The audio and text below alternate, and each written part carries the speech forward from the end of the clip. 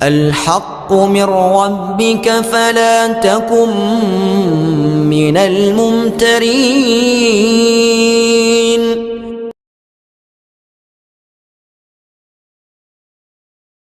Dukun dakwah Al-Haqqu TV, pembangunan asrama, panti asuhan dan pondok pesantren Al-Haqqu, serta pembangunan Masjid Islami Center Al-Haqqu.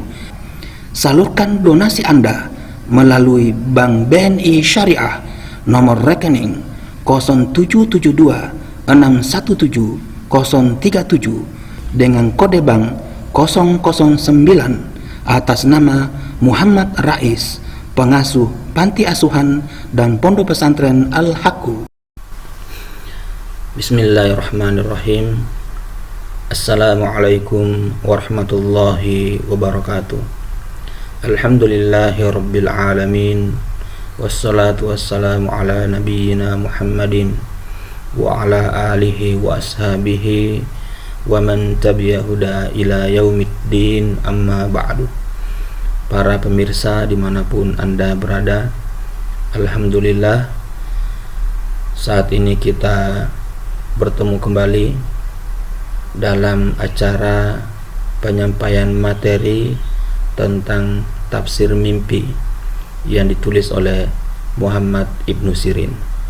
Kali ini kita akan melanjutkan bagian kedua dari pembukaan tafsir mimpi Muhammad Ibnu Sirin.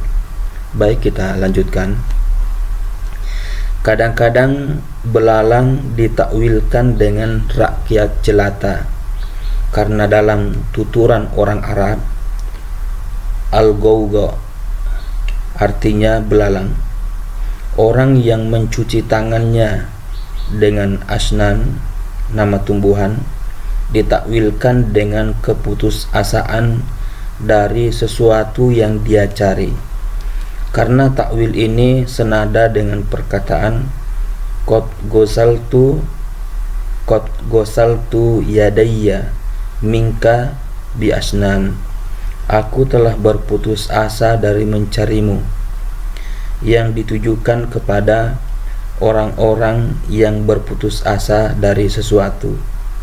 Penyair berkata, cucilah kedua tanganmu dengan asnan dan bersihkanlah keduanya, seperti Utsman yang terkenal dalam hal mandi janabah. Domba ditakwilkan dengan seorang yang gagah perkasa lagi kuat. Takwil ini senada dengan makna ungkapan orang Arab hadza kabsul qaum, yang berarti dia adalah pemimpin suku ini. Dan seperti burung elang yang takwilnya atau ditakwilnya dengan seorang pemberani dan kuat, karena takwil ini sesuai dengan makna ungkapan huwa sogrun minar rijal, yang artinya dia adalah salah seorang pemberani. Abu Thalib berkata, setiap elang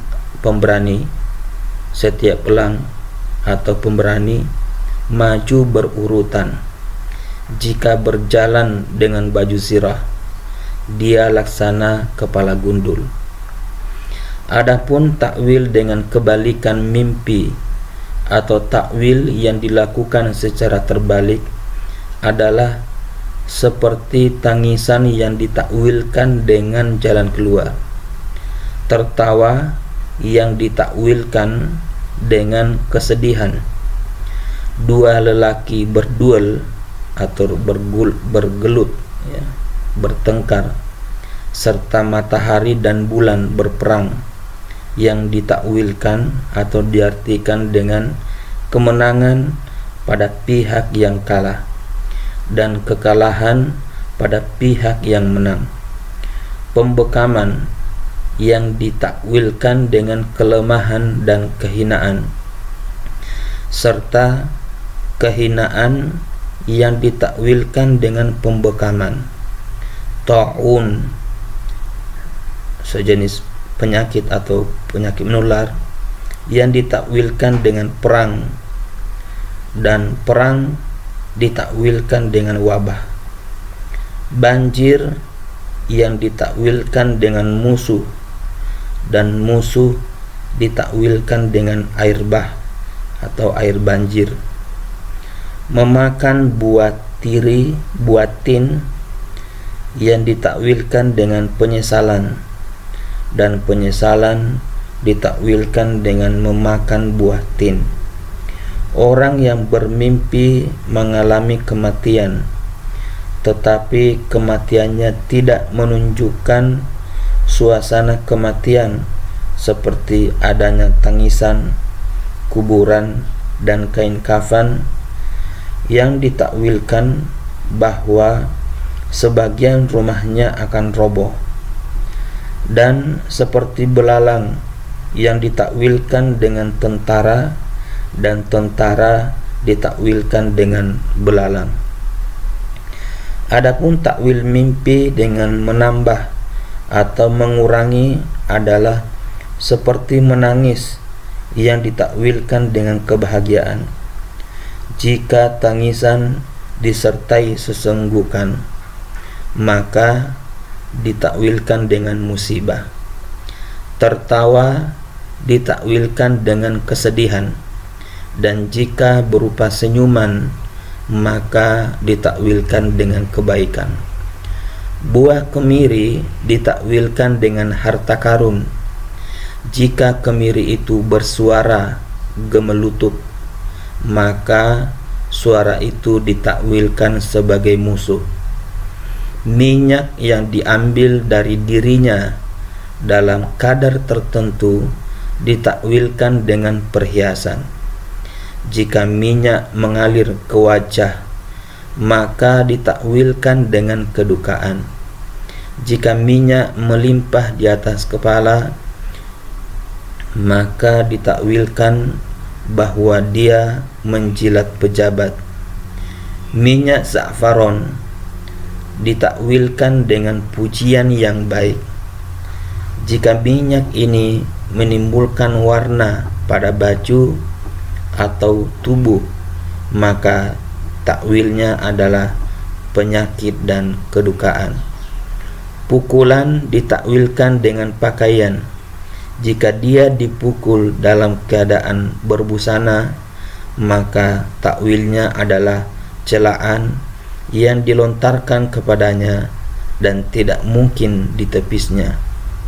Barang siapa yang bermimpi bahwa tubuhnya berbulu, maka takwilnya adalah bahwa dia akan memperoleh perhiasan dan kebaikan. Jika mimpi terbang dengan satu sayap, maka takwilnya adalah dia akan bepergian jauh dengan kekuasaannya sejauh ketinggiannya dari bumi, seperti yang dialaminya dalam mimpi. Barang siapa yang bermimpi tangannya terpotong padahal tidak, maka takwilnya ialah bahwa dia akan memperoleh manfaat dari saudara laki-lakinya atau anak laki-lakinya. Jika bermimpi bahwa tangannya berpisah dan jatuh, maka takwilnya adalah musibah yang menimpa saudara laki-lakinya atau anaknya. Jika orang sakit bermimpi bahwa dia benar-benar telah sehat dan dapat keluar rumah tetapi tidak berbicara, maka takwilnya adalah dia akan mati. Akan tetapi jika dia berbicara, maka dia akan sembuh. Kadang-kadang mimpi ditakwil berdasarkan waktu. Mimpi menunggang gajah ditakwilkan dengan perolehan sesuatu yang besar, tetapi manfaatnya sedikit. Jika mimpinya itu terjadi pada siang hari, maka takwilnya adalah dia akan menceraikan istrinya, atau dia akan mengalami keburukan yang disebabkan oleh istrinya. Jika mimpinya pada sore hari, takwilnya adalah dia menjadi manusia yang dungu. Mimpi yang paling benar adalah yang terjadi waktu dini hari dan menjelang tengah hari. Sebaik-baiknya waktu adalah saat cahaya menyatu, saat buah matang dan tiba waktunya untuk dipetik. Sedangkan waktu yang paling buruk adalah musim hujan. Mimpi pada siang hari lebih akurat daripada mimpi pada malam hari. Kadang-kadang mimpi berubah dari pokoknya disebabkan perbedaan perilaku manusia, pekerjaan, kedudukan, dan agama. Boleh jadi sebuah mimpi itu bagi seseorang merupakan rahmat, tetapi bagi orang lain merupakan siksa.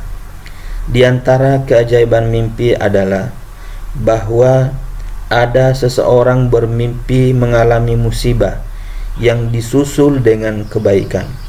Ternyata musibah dan kebaikan yang dialaminya dalam mimpi benar-benar menimpanya dalam kehidupan nyata. Jika bermimpi memiliki dirham, maka dia benar-benar memperolehnya. Jika bermimpi memiliki kekuasaan atas suatu wilayah, maka sungguh dia memilikinya. Jika mimpi berhaji, maka dia pun akan berhaji. Jika mimpi bahwa orang yang bepergian telah datang, dia benar-benar datang setelah dia terbangun. Kadang-kadang anak kecil bermimpi memiliki sesuatu.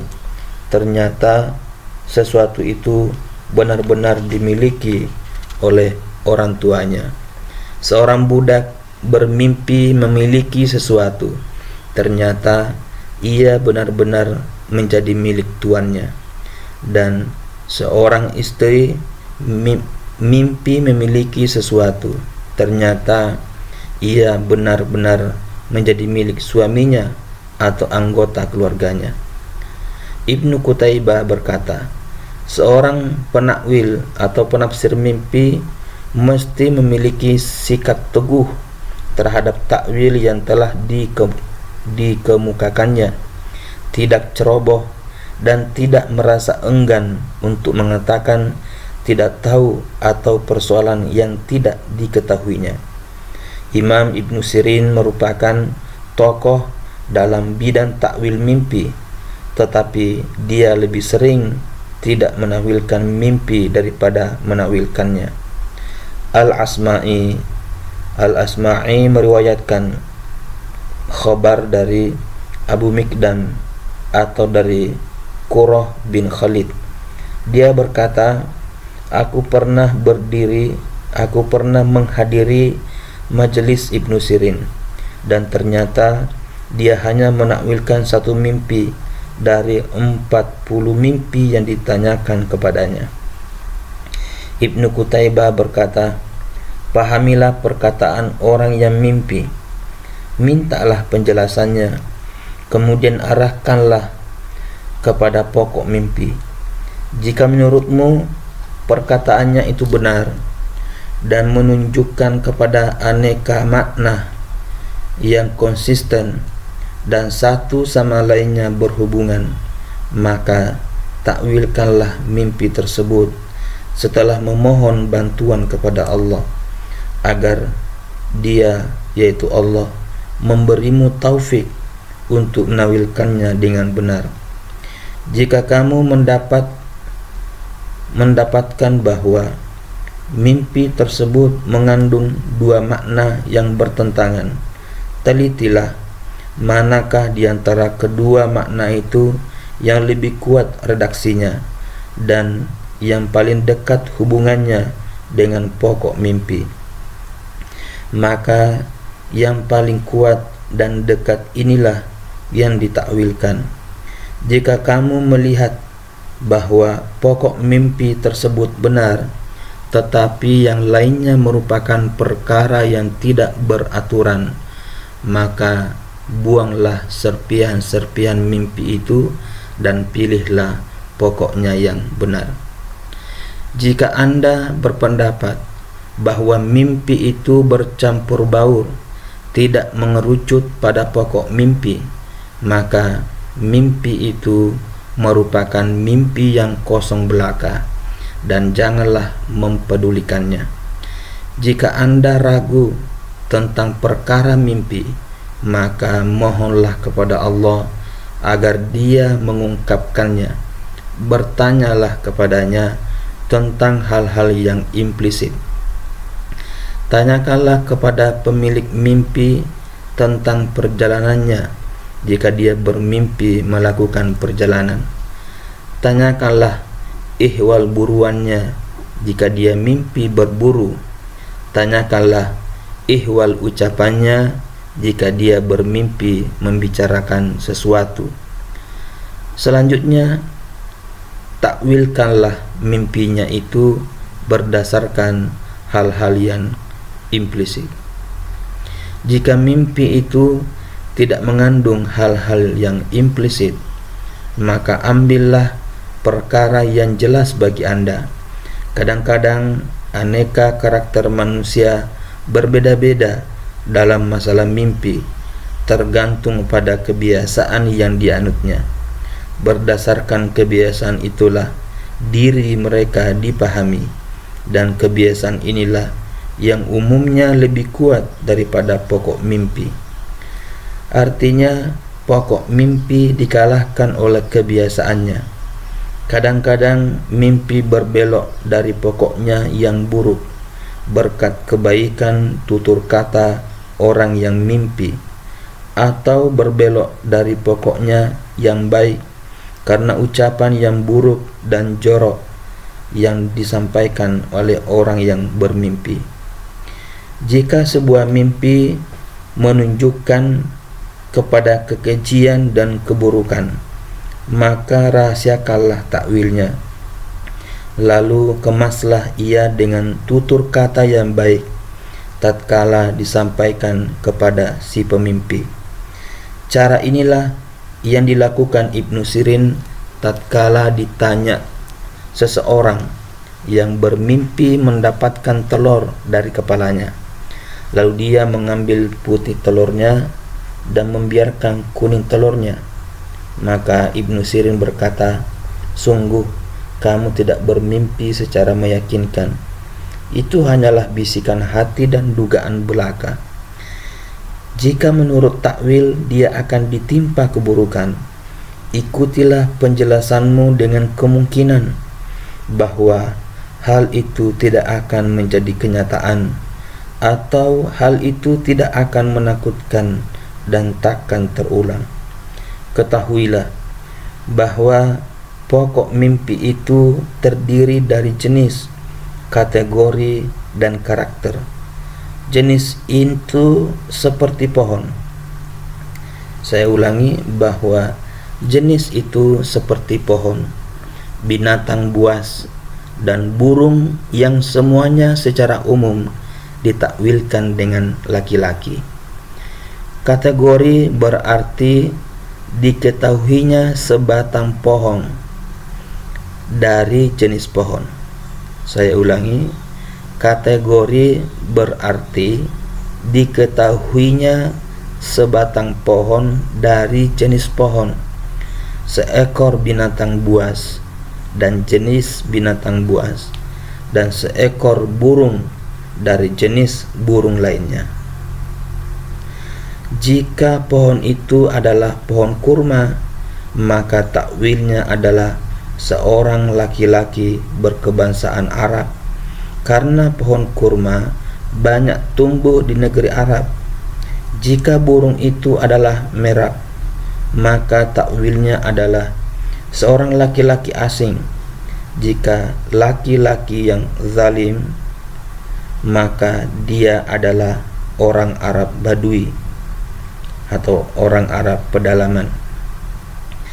Karakter berarti dipahaminya tabiat pohon itu, dan takwilkanlah terhadap seseorang sesuai dengan karakter pohon tersebut. Jika pohon itu adalah pohon kemiri, maka takwilkanlah dengan seorang laki-laki yang karakternya sulit berinteraksi dan menampilkan sikap permusuhan ketika berdebat. Jika pohon itu adalah pohon kurma, maka takwilkanlah dengan seorang laki-laki yang banyak memberikan kebaikan, kaya akan manfaat, dan banyak memberikan kemudahan. Karena itu Allah Subhanahu wa taala berfirman dalam surah Ibrahim ayat 4, seperti pohon yang baik, akarnya teguh dan cabangnya menjulang ke langit. Yang dimaksud dengan pohon di sini adalah pohon kurma. Jika mimpi seekor burung, maka ditakwilkan dengan seorang laki-laki yang suka bepergian, sebagaimana halnya burung yang suka bepergian. Kemudian perhatikanlah karakternya. Jika merupakan burung merak, maka ia ditakwilkan dengan laki-laki asing yang tampan dan kaya.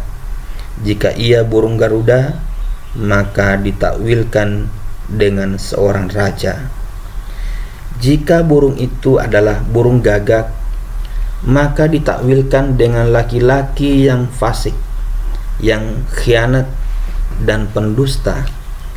Hal ini sesuai dengan sabda Nabi Shallallahu Alaihi Wasallam, dan karena Nabi Nuh mengutus gagak guna mengetahui apakah air itu telah surut atau belum. Kemudian ia menemukan bangkai yang terapung di atas air, maka hinggaplah ia di sana dan tidak kembali. Karena itu gagak dijadikan peribahasa ihwal pengkhianatan, sehingga orang yang terlambat datang atau orang yang pergi dan tidak kembali dikatakan sebagai burung gagak Nabi Nuh alaihissalam. Jika burung tersebut adalah burung ak-ak, sebangsa burung gagak, maka dia adalah laki-laki yang tidak menepati janji, tidak memelihara diri, dan tidak beragama. Penyair berkata, kalian hanya membawa persoalan ak-ak atau persoalan sebangsa burung gagak yang menuju ketinggian dengan rintihan. Jika burung itu burung Raja Wali, berarti dia seorang penguasa yang tiran, zalim, durhaka, dan ditakuti, seperti halnya burung Raja Wali yang ditakuti cakarnya, tubuhnya, dan kekuatannya atas burung lain dalam mengoyak daging. Selayaknya orang yang bermimpi mengutamakan kejujuran dan jangan memasukkan unsur lain ke dalam mimpinya, karena mimpinya akan kacau dan menipu dirinya sendiri, serta termasuk orang yang berdosa di sisi Allah Subhanahu wa ta'ala. Ali bin Abi Thalib berkata, tidak ada mimpi bagi orang yang ketakutan kecuali apa yang disukainya. Artinya, takwil mimpinya hendaknya sesuatu yang menggembirakannya dan menghilangkan ketakutannya. Sebagian manusia ada yang bermimpi memperoleh 1 wasak atau 60 gantang, 1 wasak kurma, maka dia akan memiliki uang 100 dirham. Sedangkan orang lain bermimpi hal yang sama, tetapi dia memperoleh 1000 dirham. Orang yang ketiga bermimpi hal yang sama pula, tetapi dia memperoleh kenikmatan dalam menjalankan agama dan kebaikan dalam pengamalan agamanya. Hal itu terjadi karena adanya seseorang, kedudukannya, dan sikapnya dalam mementingkan urusan agama. Ada pula orang yang bermimpi memiliki 10 tangkai bunga teratai, maka dia akan memperoleh 10 dirham. Orang lain bermimpi hal yang serupa, tetapi dia memperoleh 1000 dirham. Perolehan ini sesuai dengan kedudukan mereka dan karakteristiknya. Mimpi yang paling benar adalah mimpinya seorang penguasa atau rakyat.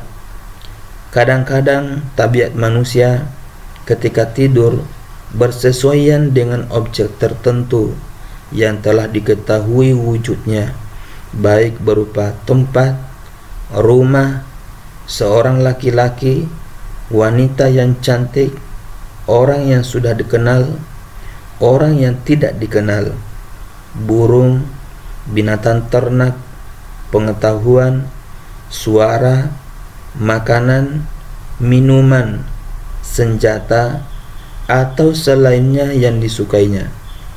Akan tetapi, setiap kali dia melihat perkara itu di dalam mimpi, ternyata dia ditimpa kecemasan, ketakutan, menangis, musibah, atau hal yang dibenci lainnya. Padahal mimpinya itu ditakwilkan sama seperti yang ditakwilkan bagi yang lain.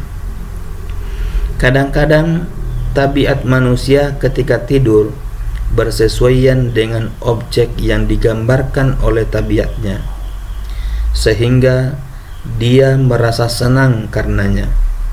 Maka tatkala dia melihat perkara yang sesuai dengan itu, dia akan mendapatkan kebaikan, harta, kesuksesan, atau aneka perkara yang disukainya. Padahal mimpinya itu ditakwilkan sama seperti yang ditakwilkan bagi yang lain. Seseorang biasa berkata jujur, maka benar pula mimpinya. Dan orang yang biasa berkata dusta dan senang berbuat dusta, maka pada umumnya mimpinya pun dusta. Ada pula pendusta, tetapi dia membenci perbuatan dusta yang dilakukan orang lain, maka mimpinya benar.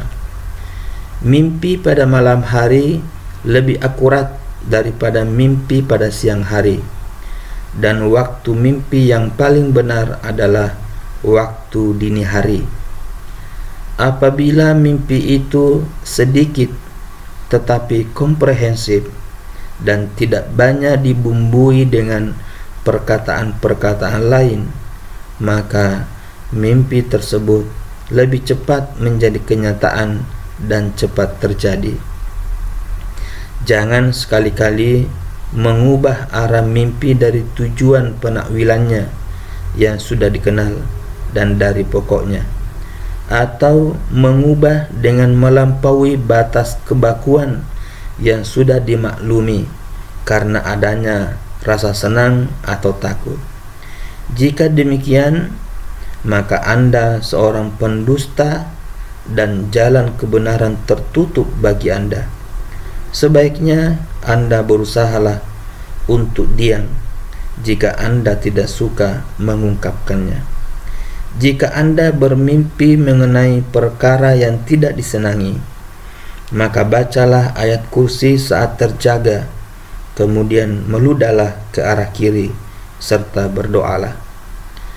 Aku berlindung kepada Rob Musa, Isa, Ibrahim yang memenuhi janji, dan Rob Muhammad, makhluk yang terpilih, dari keburukan mimpi yang aku alami. Kiranya ia tidak membahayakan agamaku, duniaku, dan kehidupanku. Maha mulia zatnya, maha agung pujiannya, dan tidak ada Tuhan selain dia. Demikian tadi tentang doa ketika mimpi buruk. Selanjutnya, kenalilah musim suatu masa. Jika saat pepohonan sedang berbuah, maka mimpi yang dialami pada saat itu dapatlah diharapkan kebenarannya kuat dan hanya mengandung sedikit kelemahan. Apabila mimpi terjadi ketika panen, pengumpulan hasilnya dan penanganan urusannya, maka mimpi pada waktu itu merupakan mimpi yang paling dalam, paling cepat menjadi kenyataan, paling benar dan paling tepat. Apabila pohon mulai berdaun dan belum muncul buahnya, maka mimpi pada waktu itu sangat lemah, mimpi kosong, mimpi buruk, dan mimpi yang sering terjadi. Jika Anda dikunjungi seseorang yang ingin menakwilkan mimpi, sedang dalam takwilnya itu ada suatu rahasia yang telah ditutupi Allah, maka janganlah mengemukakan bagian rahasia yang tentu saja dia tidak menginginkannya tersebar ke orang lain. Jika memang ujian dengan rahasia itu tidak dapat dielakkan atau tidak memiliki cara untuk mengatasinya, akan tetapi kemukakanlah takwil kepadanya sehingga dia mengetahuinya. Janganlah memberitahukan semua takwilnya. Jika diperkirakan dia membangkang atau semakin bercokol dalam mendurhakai Allah. Jika takwil dapat menimbulkan kegundahan, berilah dia nasihat dan tutupilah rahasianya sebagaimana diperintahkan oleh Allah Subhanahu wa ta'ala.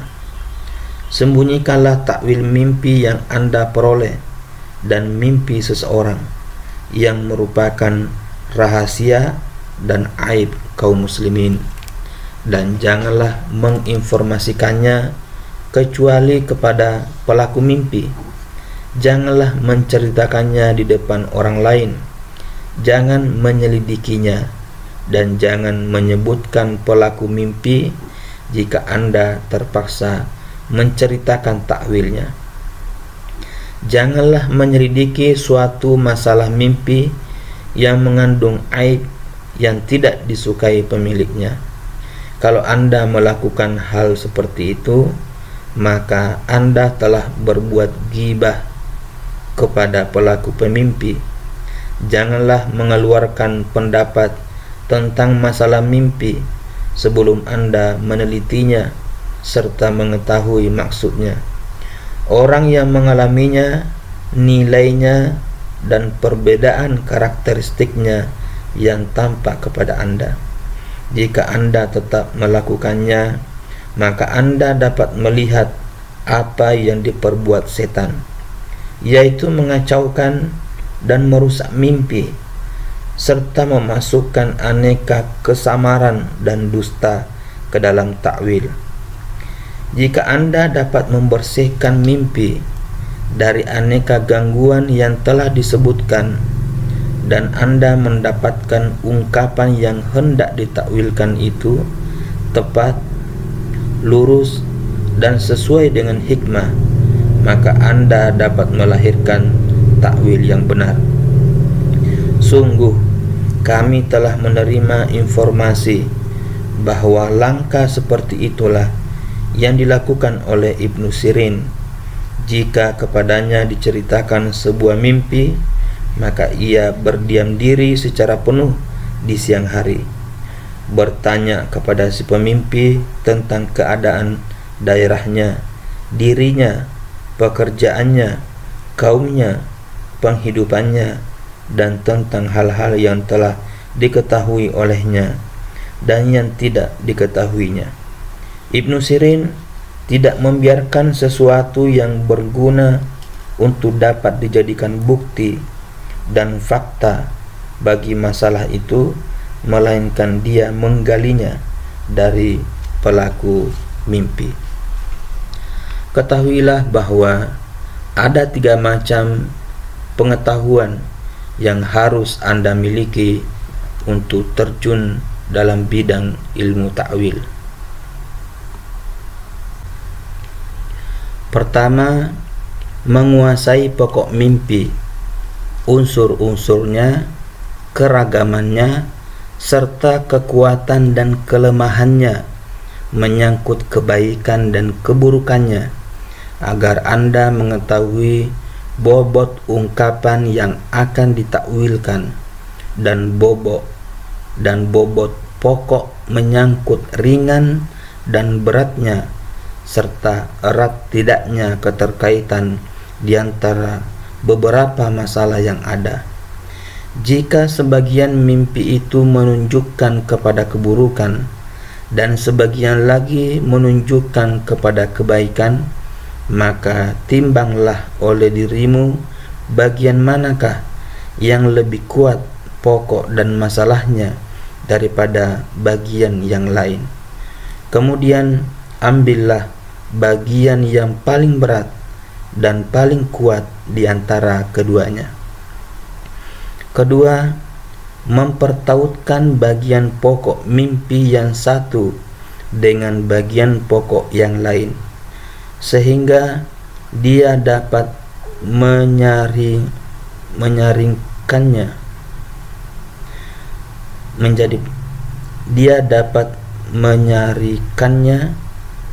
menjadi perkataan yang benar berdasarkan substansi pokok takwil berikut kekuatan dan kelemahannya.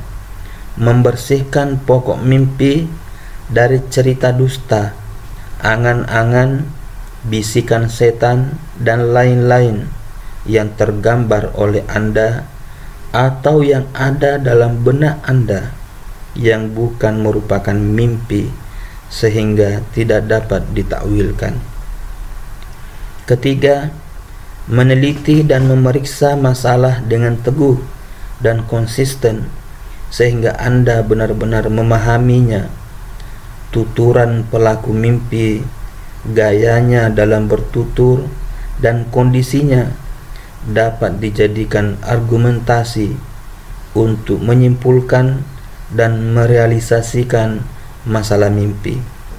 Menurut para ahli, bagian inilah ilmu takwil yang paling berat. Di samping itu, diperlukan pengetahuan tentang pokok mimpi. Dengan pengetahuan inilah dia dapat menakwilkan sebuah mimpi. Jika dia tidak mampu menguasainya, sebaiknya mengikuti para nabi, para rasul, dan ahli hikmah dalam menakwilkan mimpi. Cara demikian insya Allah lebih mendekati kepada kebenaran. Jika Anda hendak memahami berat dan ringannya bobot ungkapan mimpi, maka gunakan cara yang pernah dilakukan oleh Ibnu Sirin. Diriwayatkan bahwa seorang wanita menceritakan mimpinya kepada Ibnu Sirin. Dia bermimpi tentang seorang laki-laki yang terikat dan terbelenggu. Ibnu Sirin berkata kepadanya, mimpi ini tidak akan menjadi kenyataan, sebab ikatan berarti keteguhan dalam agama dan keimanan, sedangkan belenggu berarti pengkhianatan dan kekafiran. Tidak mungkin orang yang beriman disebut orang yang kafir.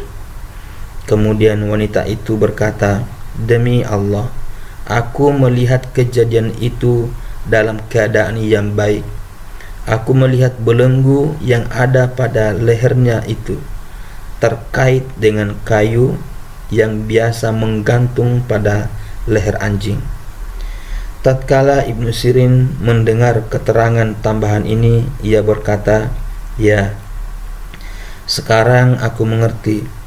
Kayu itu sama dengan papan, sedangkan papan ditakwilkan dengan kemunafikan dalam beragama, sebagaimana firman Allah tentang orang-orang munafik dalam surah Al-Munafikun ayat 4. Mereka seolah-olah kayu yang tersandar.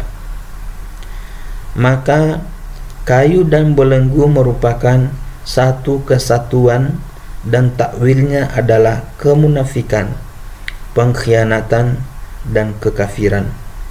Jika kedua benda ini dibandingkan dengan penakwilan benda lain yang sejenis, tentu lebih kuat daripada satu benda saja, misalnya tongkat, tanpa didukung dengan bukti lain. Tongkat ini ditakwilkan dengan seorang laki-laki yang mengaku sebagai anak dari seseorang yang bukan bapaknya, mengaku anggota dari suatu kaum yang bukan merupakan kaumnya, dan mengaku sebagai orang Arab padahal bukan orang Arab. Wanita itu pun berkata, "Inna lillahi wa inna ilaihi raji'un." Demikianlah setiap masalah mimpi disertai sebuah bukti atau dua bukti yang menunjukkan kebenaran takwilnya, sebagaimana firman Allah tentang mimpi seorang penguasa Mesir di dalam Quran surat Yusuf ayat 43. "Sesungguhnya aku bermimpi melihat 7 ekor sapi betina yang gemuk-gemuk dimakan oleh 7 ekor sapi betina yang kurus-kurus." 7 sapi gemuk menunjukkan 7 tahun yang subur, sedangkan 7 sapi kurus menunjukkan 7 tahun musim kemarau. Raja berkata, "Dan 7 bulir gandum yang hijau dan 7 bulir lainnya yang kering." Yaitu maksudnya 7 bulir ini merupakan 7 tahun yang disebut dalam takwil 7 sapi, tetapi ia sekaligus menjadi bukti bagi kebenaran 7 tahun musim hujan dan 7 tahun musim kemarau, sebagaimana kayu menjadi bukti bagi belenggu dalam menetapkan takwil pengkhianatan dan kekafiran. Takwil mimpi bukan merupakan jenis ilmu yang terkait dengan masalah hukum. Sekali lagi, bahwa takwil mimpi atau tafsir mimpi bukan merupakan jenis ilmu yang terkait dengan masalah hukum. Akan tetapi, untuk dapat menakwilkan mimpi diperlukan ilmu pengetahuan yang berkaitan dengan masalah perhitungan, faraid atau waris, aneka hukum, bahasa Arab, dan makna kata-kata yang asing. Bahkan penafsiran mimpi memerlukan pengetahuan yang berkaitan dengan kata-kata hikmah, aneka syariat agama, ibadah haji, halal dan haram, salat, wudu, dan jenis ilmu lainnya. Berikut masalah ikhtilaf atau perbedaan yang terjadi pada ilmu tersebut. Karena itu, Anda mesti memiliki dan menguasai prinsip-prinsip penafsiran atau penakwilan mimpi, sehingga jika ada orang yang hendak menafsirkan mimpi kepada Anda dengan maksud untuk menggelincirkan Anda, meskipun orang itu jujur dan terpercaya, takwil Anda tetap konsisten. Saya ulangi sekali lagi, jika ada orang yang hendak menakbirkan mimpi kepada Anda dengan maksud untuk menggelincirkan Anda, meskipun orang itu jujur dan terpercaya, takwil Anda tetap konsisten.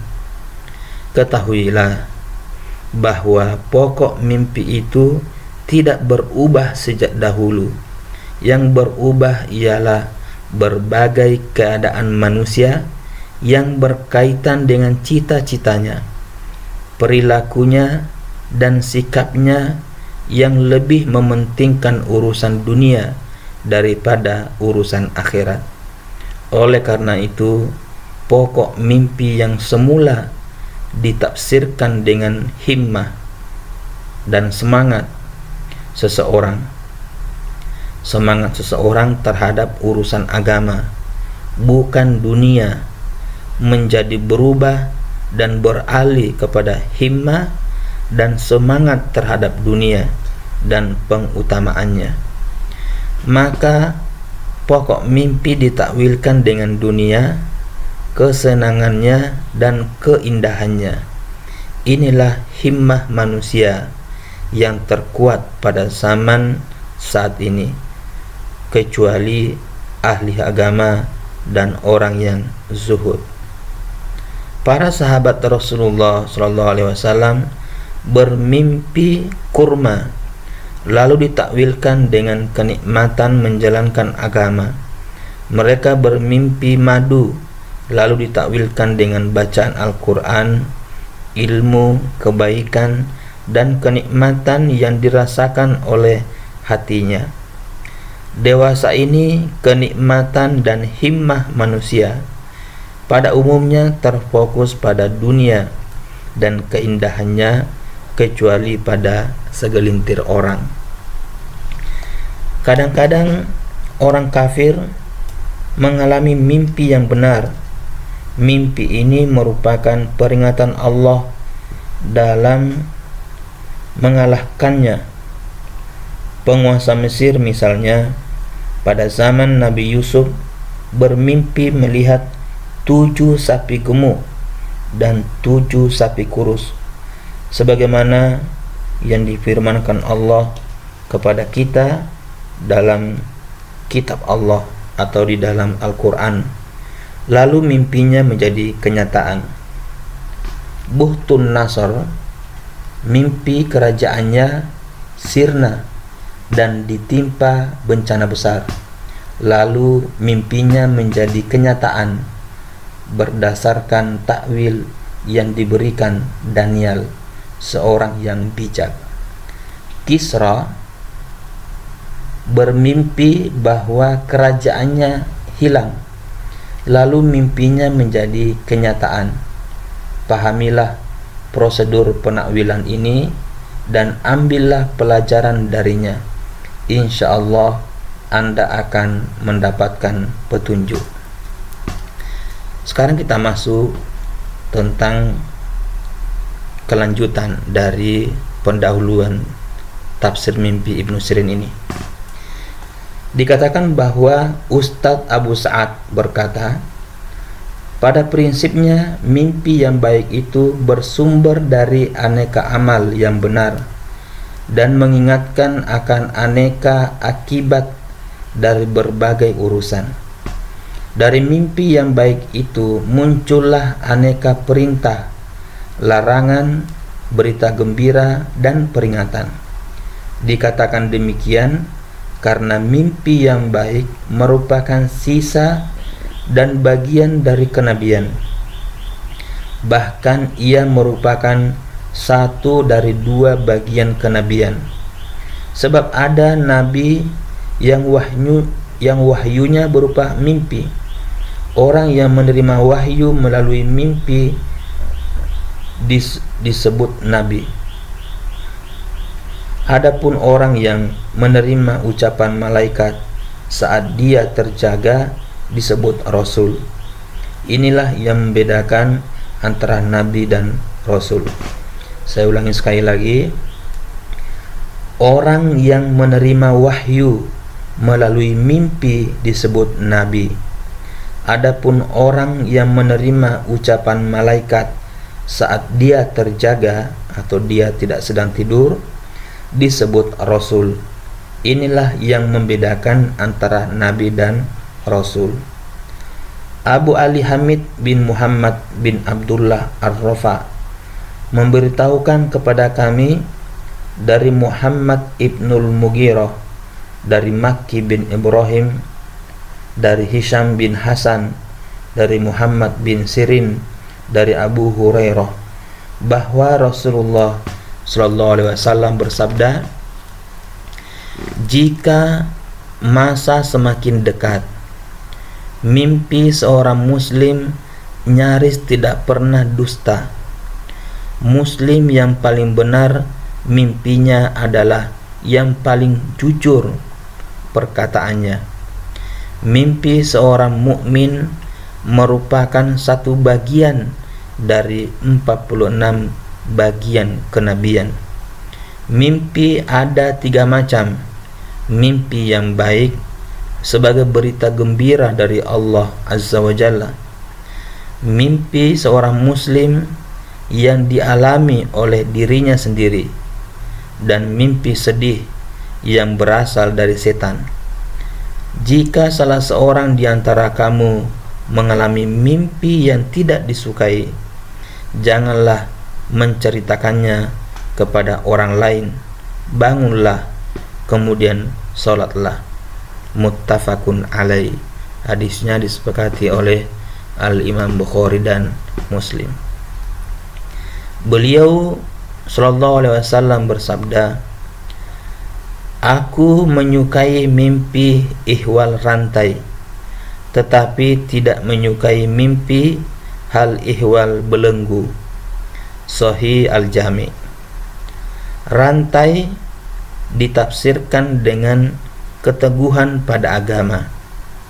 Abu Abdullah Al-Mahlabi dan Muhammad bin Ya'qub bin Yusuf menceritakan kepada kami dari Al-Abbas ibnul Walid bin Mazid, dari Uqbah bin Alqamah Al-Mu'arifi, dan dari Al-Auza'i, dari Yahya bin Abi Kasir, dari Abi Salamah bin Abdurrahman, dari Ubadah ibnu Samit, bahwa ia bertanya kepada Rasulullah sallallahu alaihi wasallam tentang ayat 63 dan 64 dalam surah Yunus, yaitu orang-orang yang beriman dan mereka selalu bertakwa, bagi mereka berita gembira di dalam kehidupan di dunia dan dalam kehidupan di akhirat.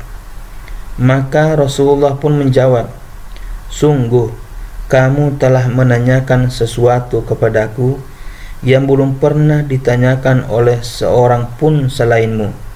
Al-Bushra ialah mimpi yang baik yang dialami oleh seseorang atau dianugerahkan Allah kepadanya.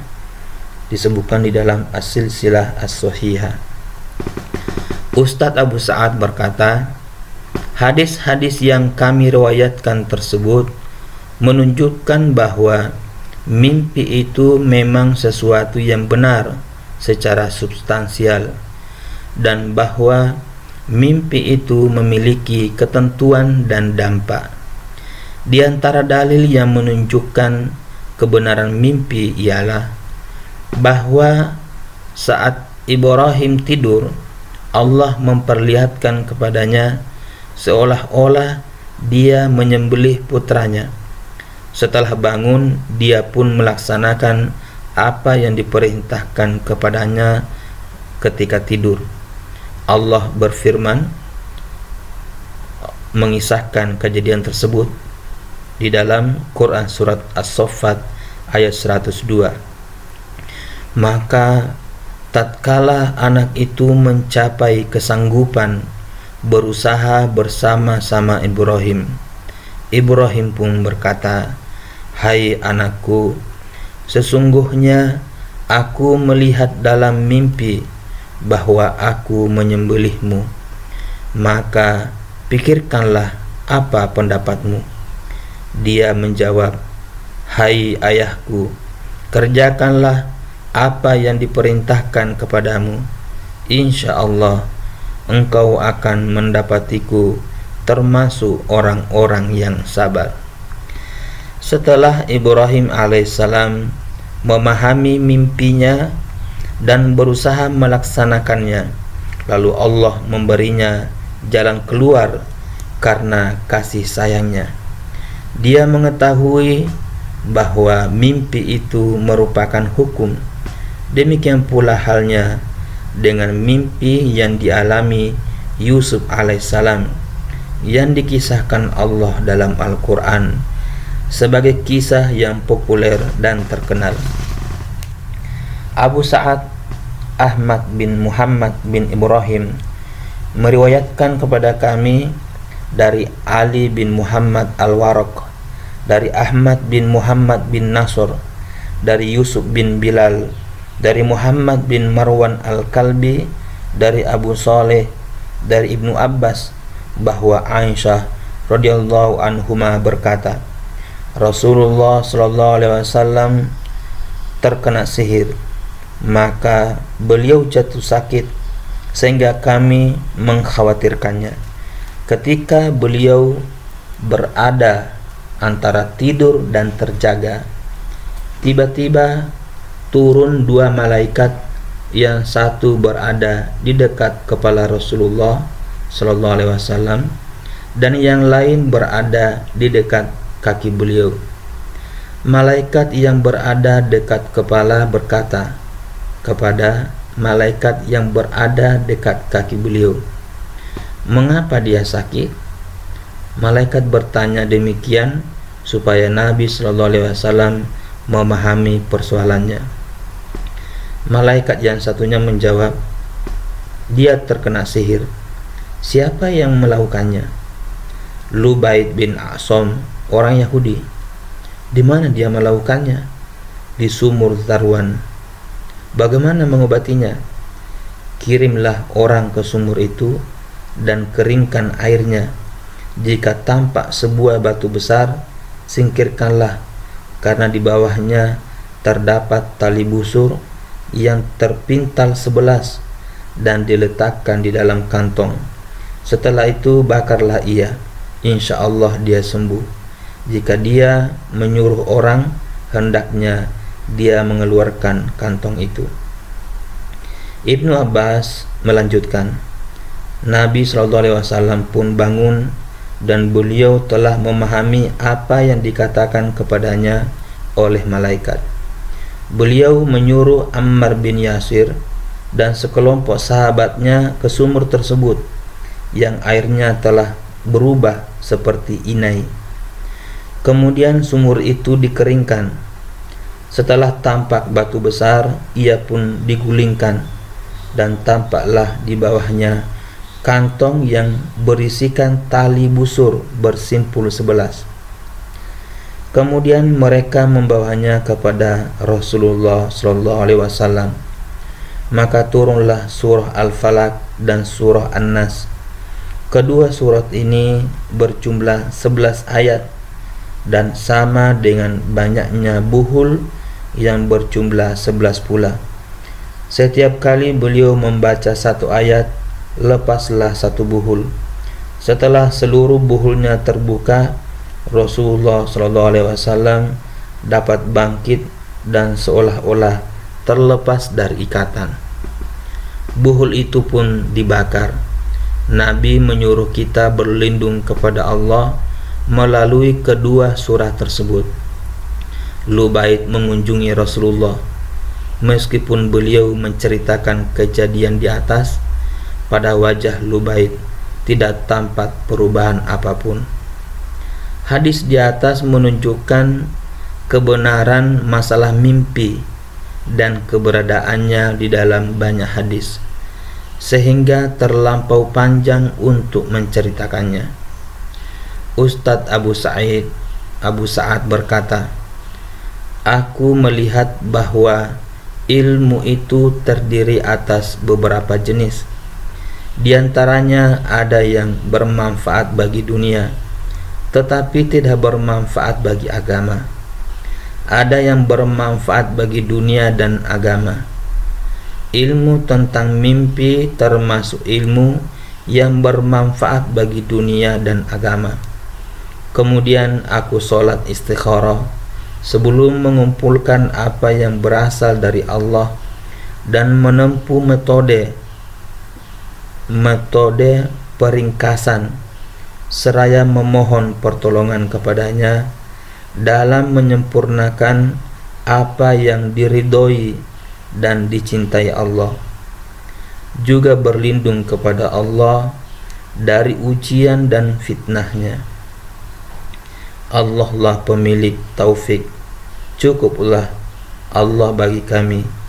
Allah adalah sebaik-baik pelindung.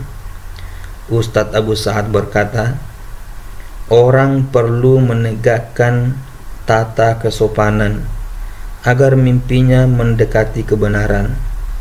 Di antara adab kesopanan itu ialah membiasakan diri berkata jujur. Nabi bersabda dalam hadis muttafaqun alaih, orang yang paling benar mimpinya adalah orang yang paling benar perkataannya. Adab lainnya ialah tidur dengan punya wudu. Abu Dzar berkata, kekasihku yaitu Muhammad sallallahu alaihi wasallam memberikan 3 pesan kepadaku yang tidak pernah aku tinggalkan hingga mati, yaitu puasa 3 hari pada setiap bulan, 2 rakaat solat fajar, dan tidak tidur kecuali punya wudu. Demikian yang diriwayatkan Al-Bukhari dan Muslim. Adab lainnya adalah tidur dengan berbaring ke sisi kanan tubuh, karena Nabi SAW menyukai bagian kanan dalam segala hal. Diriwayatkan bahwa beliau tidur pada sisi kanan tubuhnya, seraya meletakkan tangan kanannya di bawah pipi kanan lalu berdoa, ya Allah, lindungilah aku dari siksamu pada saat engkau mengumpulkan hamba-hambamu. Hadis riwayat Tirmizi dan Abu Daud. Mimpi terbagi 2, mimpi yang benar dan mimpi yang batil. Mimpi yang benar yaitu yang dialami manusia ketika kondisi kejiwaannya seimbang dan keadaan cuaca sedang seperti ditandai oleh bergoyangnya pepohonan hingga berjatuhannya dedaunan. Mimpi yang benar tidak didahului dengan adanya pikiran dan keinginan akan sesuatu yang kemudian muncul dalam mimpi. Kebenaran mimpi tidak ternodai oleh peristiwa junub dan haid.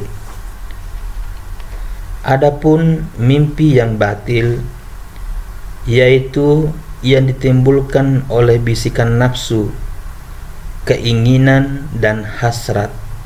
Mimpi demikian tidak dapat ditakwilkan.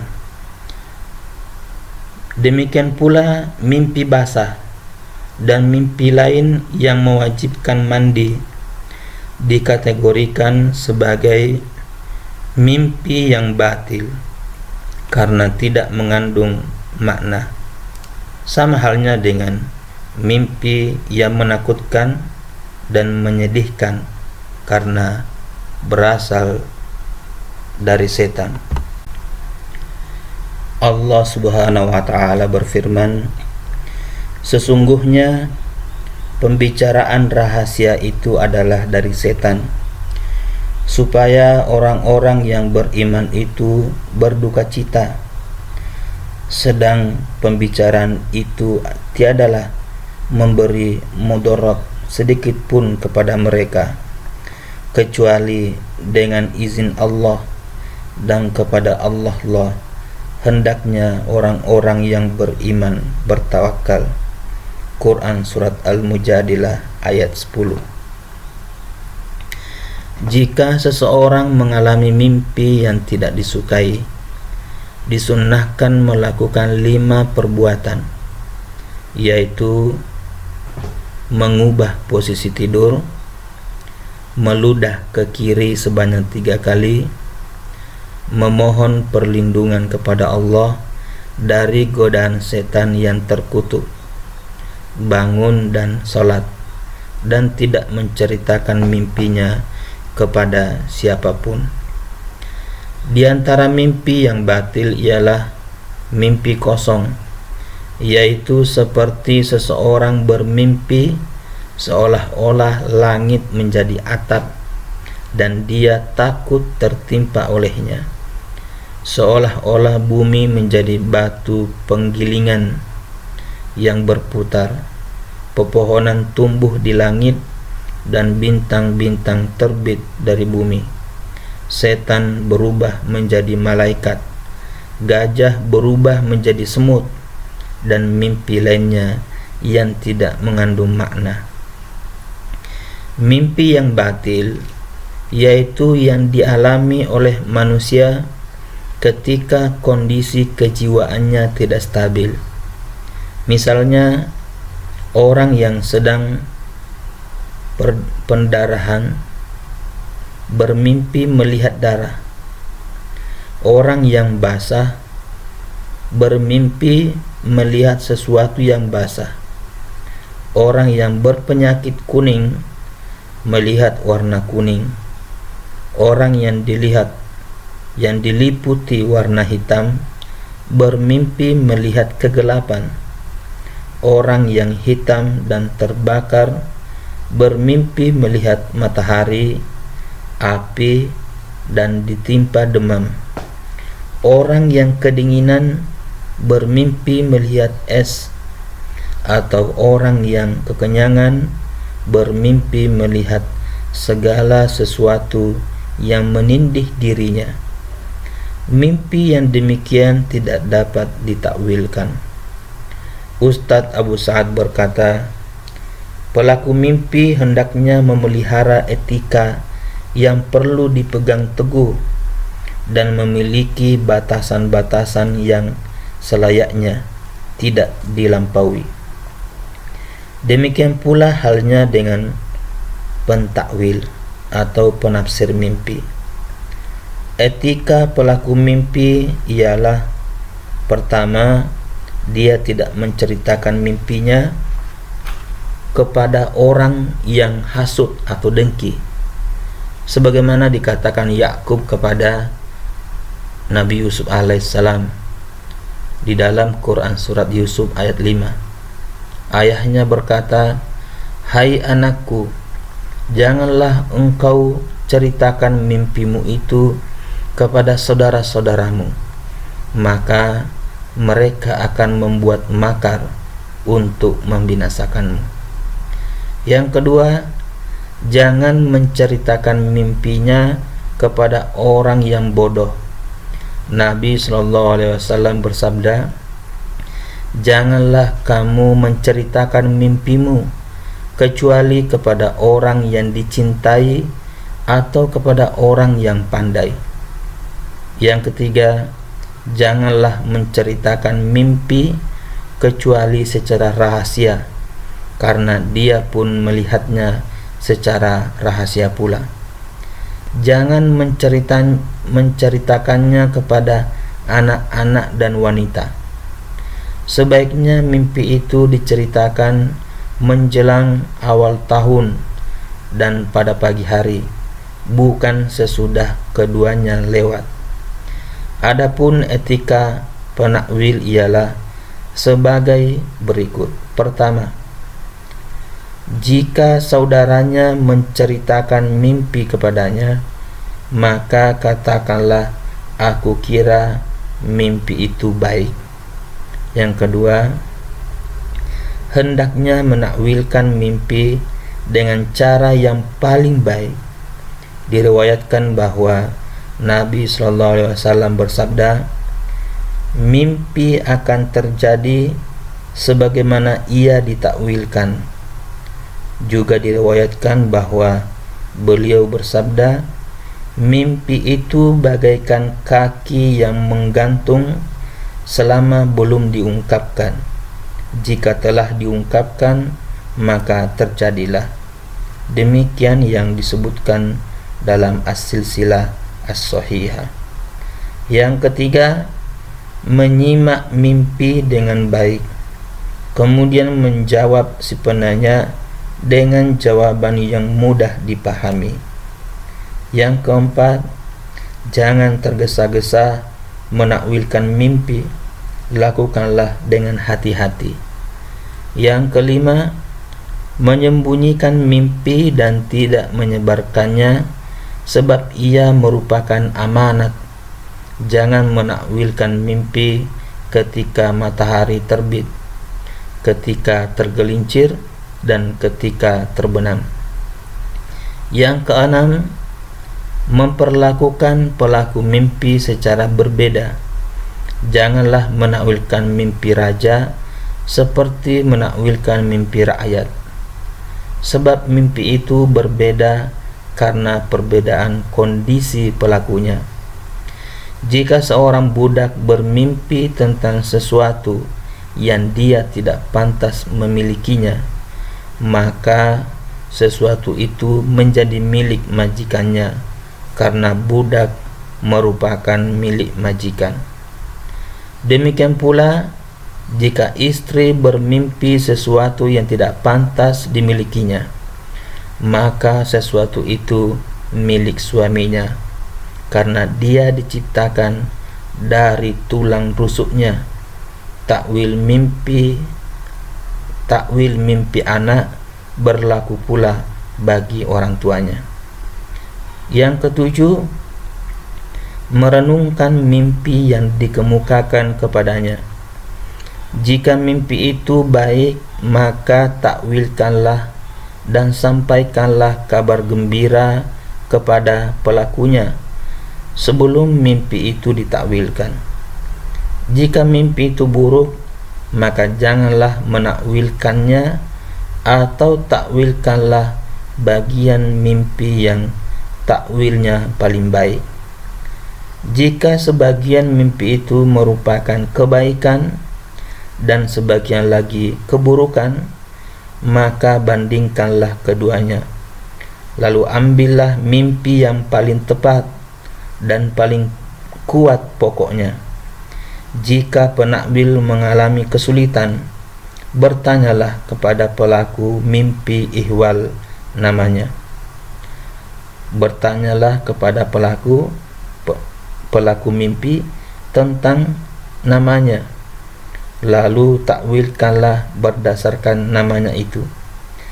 Jika dia bernama Sahal, maka takwilnya adalah kemudahan. Jika bernama Salim, maka tafsirannya adalah keselamatan. Jika namanya Ahmad atau Muhammad, maka tafsir mimpinya adalah keterpujian. Jika namanya Nasor, maka takwilnya adalah pertolongan. Jika namanya Su'ad, maka takwilnya adalah kebahagiaan. Penakwil juga dapat menakwilkan mimpi berdasarkan apa yang ditemui pelaku mimpi ketika dia bermimpi. Jika bertemu dengan nenek-nenek, maka tafsiran mimpinya adalah dunia yang berlalu. Jika bertemu dengan kuda penarik beban, bigol atau keledai, maka ditakwilkan bahwa dia akan melakukan perjalanan, sebab Allah berfirman di dalam Quran surat An-Nahl ayat 8, Dia telah menciptakan kuda, bigol dan keledai agar kamu menungganginya dan menjadikannya perhiasan.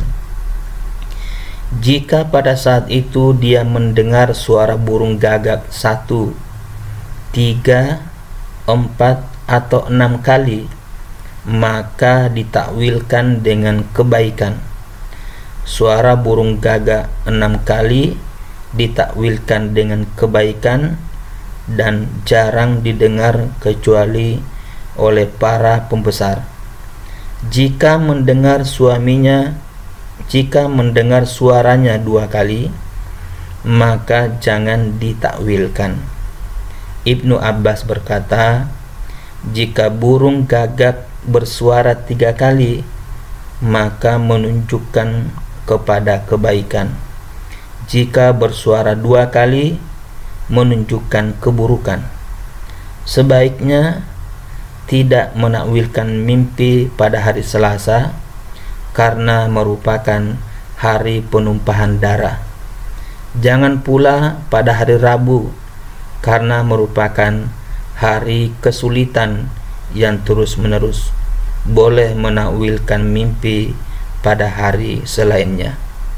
Demikian para pemirsa semua, bagian pendahuluan tentang tafsir mimpi yang disusun oleh Muhammad Ibnu Sirin. Mudah-mudahan bermanfaat. Lebih kurangnya mohon dimaafkan. Billahi taufik wal hidayah. Wassalamualaikum warahmatullahi wabarakatuh.